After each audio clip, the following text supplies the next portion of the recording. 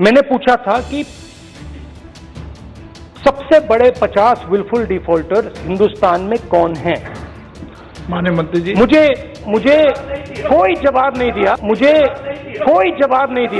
नमस्कार, मैं हूं दिबांजलि मोइत्रा।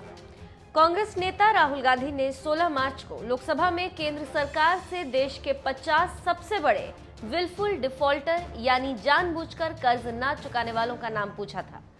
अब एक आरटीआई में 50 विलफुल डिफॉल्टर को लेकर बड़ा खुलासा हुआ है। आरटीआई का जवाब देते हुए रिजर्व बैंक ऑफ इंडिया ने यह स्वीकार किया है कि उसने 50 विलफुल डिफॉल्टर्स के 68,607 करोड़ रुपए के कर्ज को माफ कर दिया है। इस लिस्ट में सबसे चौंकाने वाला नाम फरार हीरा व्यापारी मेहुल चोकसी का है। आरटीआई कार्यकर्ता साकेत गोखले ने 50 टॉप विलफुल डिफॉल्टर्स के बारे में जानकारी हासिल करने 16 फरवरी तक उनके ऋण की मौजूदा स्थिति के बारे में जानने के लिए एक आरटीआई आवेदन दाखिल किया था। गोखले ने कहा कि मैंने ये आरटीआई इसलिए दाखिल की क्योंकि वित्त मंत्री निर्मला सीतारमण और वित्त राज्य मंत्री अनुराग ठाकुर ने कांग्रेस सांसद राहुल गांधी द्वारा पिछले बजट सत्र में संसद में 16 मार्च 2020 को पूछे गए इस तारांकित प्रश्न का जवाब देने से इनकार कर दिया था। गोखले ने कहा, जिस तथ्य का खुलासा सरकार ने नहीं किया उसका खुलासा करते हुए आरबीआई के केंद्रीय सार्वजनिक सूचना अधिकारी अभय कुमार ने शनिवार 24 अप्रैल को ये जवाब उपलब्ध कराया, जिसमें कई चौंकाने वाले खुलासे शामिल हैं। शीर्ष बैंक ने सर्वोच्च न्यायालय के 16 दिसंबर 2015 के एक फैसले का जिक्र करते हुए विदेशी उधारीकर्ताओं पर प्रासंगिक जानकारी मुहैया कराने से इनकार कर दिया।